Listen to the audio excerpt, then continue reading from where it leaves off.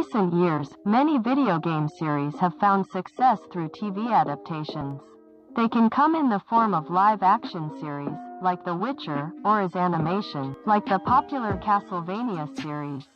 There was a time, however, in the not-too-distant past, when children's cartoons were the preferred medium for these adaptations. In the 1990s, the games market in the West was booming, and many publishers and developers sought to capitalize on this success.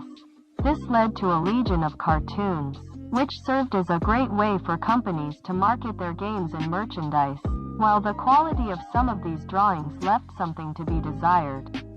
Many gamers will still have fond memories of waking up to watching their favorite video game characters on the small screen.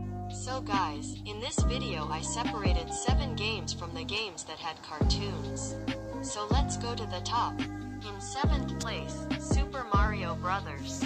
Super Show, 1989. Several Mario cartoons were produced during the late 80s and early 90s, but it was the Super Mario Bros. Super Show that really paved the way. The series featured a bizarre mix of live-action cartoon segments and some of the craziest storylines imaginable. There were also celebrity cameos, with the most notable being Magic Johnson and Cyndi Lauper. The show had 52 episodes in total. Mario was played by former wrestler Lou Albano in the live-action segments, with his voice also being used for animated inserts. Despite the big names and success of video games, however, the design was heavily criticized.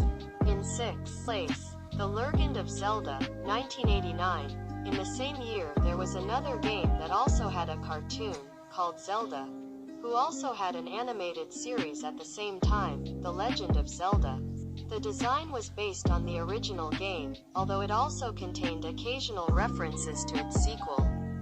There were only 13 episodes in total. This is likely due to its poor critical reception. In 5th place, Adventures of Sonic the Hedgehog. Sega's mantra in the 90s was that anything Nintendo could do, they could do better. With that in mind, a Sonic the Hedgehog cartoon was always likely to happen. In fact, there are numerous cartoons based on the blue porcupine, with some of them even debuting one right after the other. Adventures of Sonic the Hedgehog was the first of them. The show aired for 3 years and featured 66 episodes, plus a Christmas special.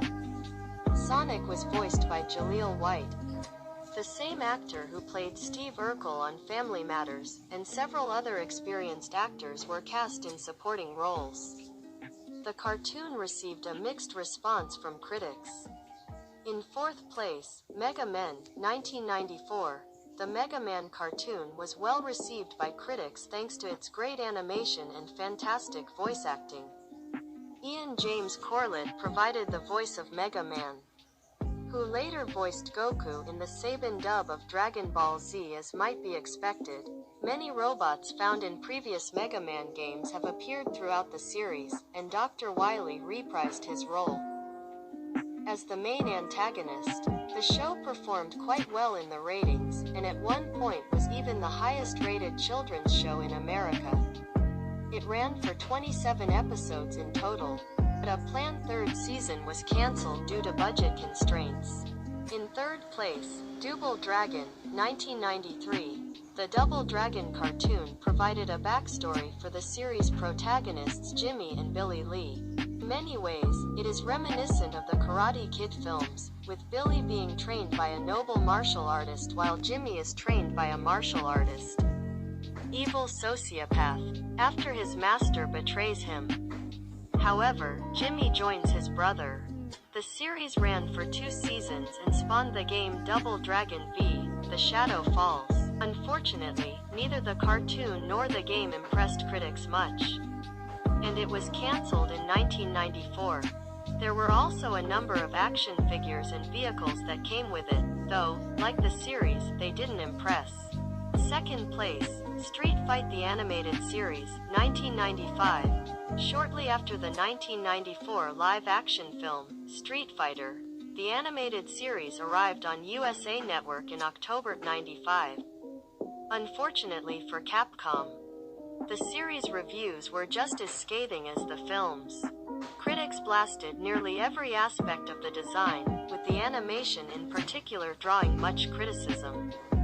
Despite the poor response, the show ran for 2 seasons before being cancelled in 1997. The plot mostly followed the events of the Fantastic Street Fighter II, with the game's full cast appearing in some form over the course of the show's 26 episodes.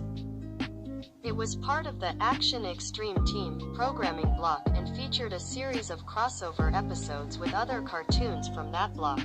In 1 place, Mortal Kombat. Defenders of the Realm, 1996. Mortal Kombat. Defenders of the Realm only ran for 1 season, thanks in large part to its poor critical reception.